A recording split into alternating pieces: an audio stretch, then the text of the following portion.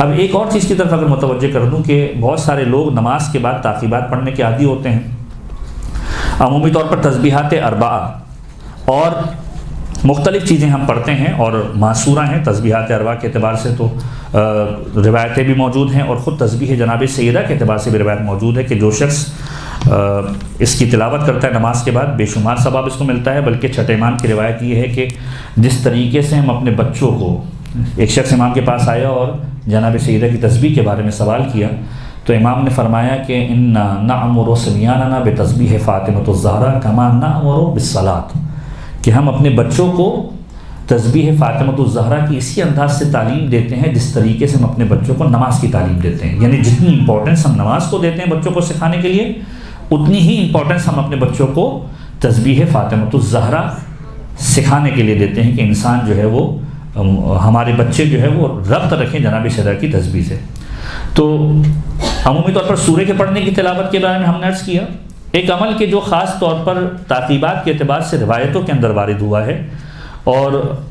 جس کا تذکرہ اس انداز سے ملتا ہے کہ ہر نماز کے بعد، ابھی چونکہ سورہ سے متعلق لحاظ عرض کیا جا رہا ہے اور ایک اچھی روایت ہے کہ جو تاریخ نے لکھی ہے کہ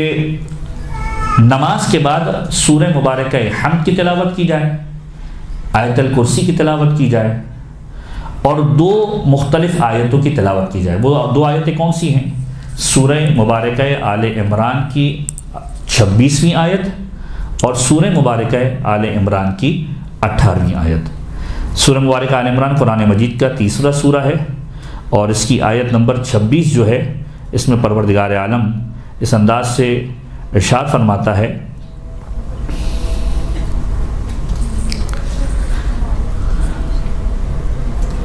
شہد اللہ،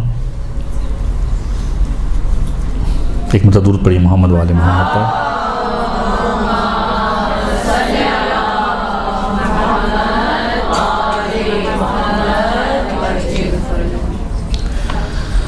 چھبیسویں جو آیت ہے اس کے اندر پروردگار عالم ارشاد فرماتا ہے وَقُلِ اللَّهُمَّ مَالِكُ الْمُلْكِ تُؤْتِي الْمُلْكَ مَن تَشَاءُ وَتَنزِعُ الْمُلْكَ مِمَّن تَشَاءُ وَتُعِزُّ مَن تَشَاءُ وَتُذِلُّ مَن تَشَاءُ بِيَدِكَ الْخَيْرُ إِنَّكَ عَلَى كُلِّ شَيْءٍ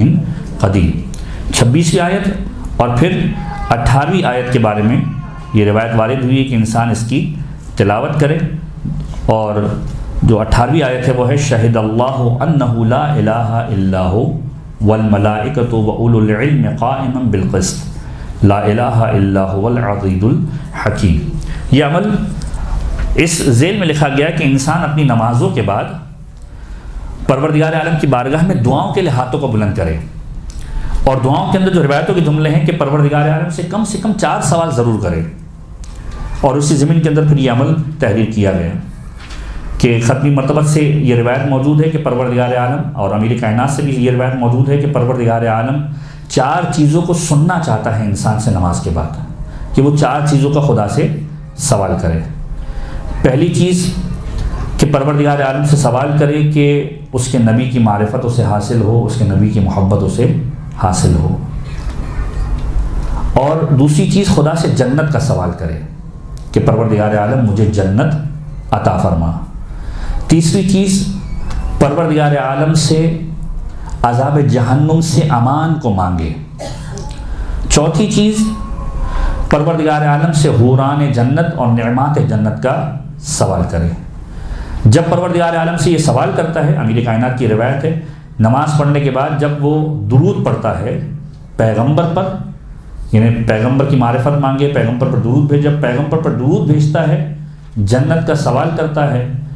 جہنم سے امان مانگتا ہے اور خدا سے یہ کہتا ہے کہ روز قیامت میرے لیے حوران جنت اور نعمات جنت کو مہیا فرما، تو پروردگار عالم یہ حکم فرماتا ہے کہ میرا بندہ جو مجھ سے مانگ رہا ہے اسے عنایت فرما.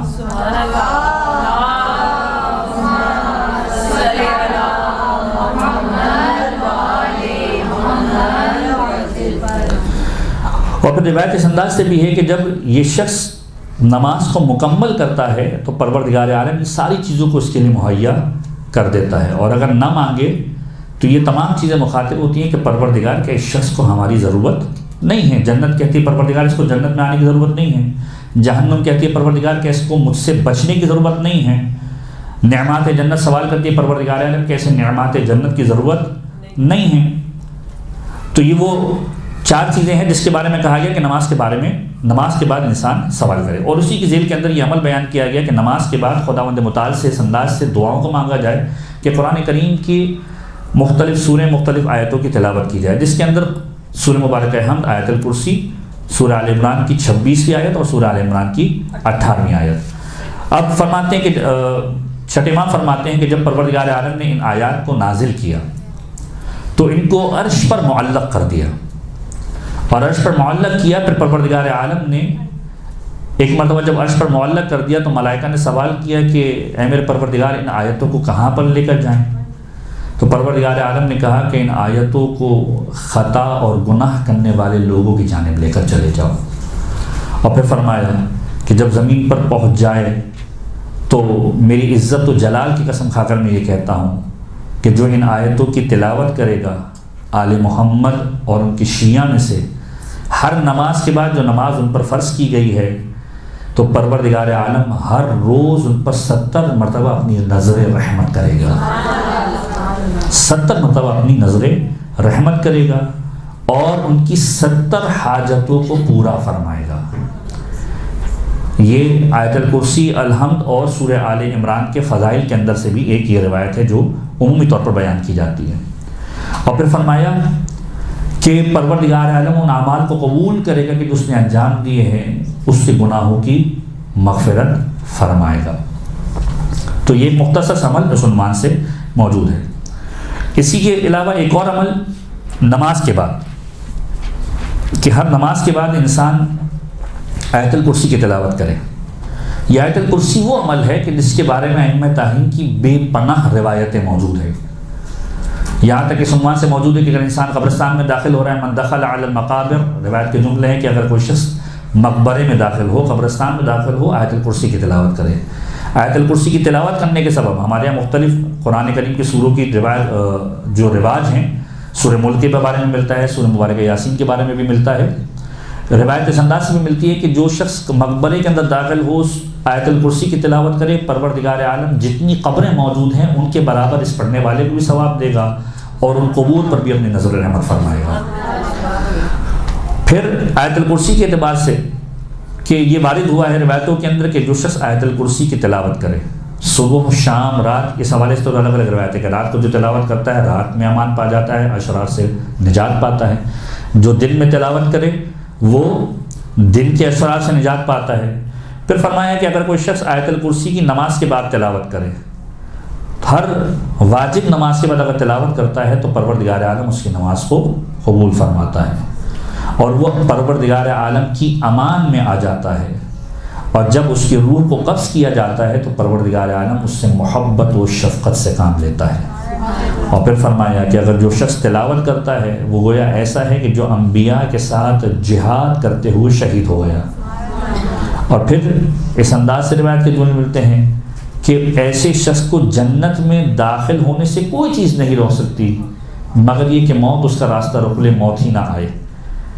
ایسا شخص جنت میں داخل ہوگا کہ جو نماز کے بعد آیت الکرسی کی تلاوت کرتا ہوگا. پروردگار عالم اس کے پڑھنے والے کو ایسا قلب عطا کرے گا کہ جو شکر کرنے والوں کا قلب ہے، نبیوں کا اجر عطا کرے گا، صدیقین کے عمل کی جزا عطا کرے گا اور اپنے دست کرم کو، اپنے دست رحمت کو اس کے اوپر پھیلا دے گا. تو انسان اس عنوان سے متوجہ رہے کہ یہ چھوٹے چھوٹے عمل جو انسان اپنی زندگی کے اندر انجام دیتا ہے اس کی ایک خاص اہمیت ہے اور اس کا ایک خاص ثواب ہے. تو آیت الکرسی کے اعتبار سے یہ جملہ آپ کی سماعتوں کی نظر کیا گیا.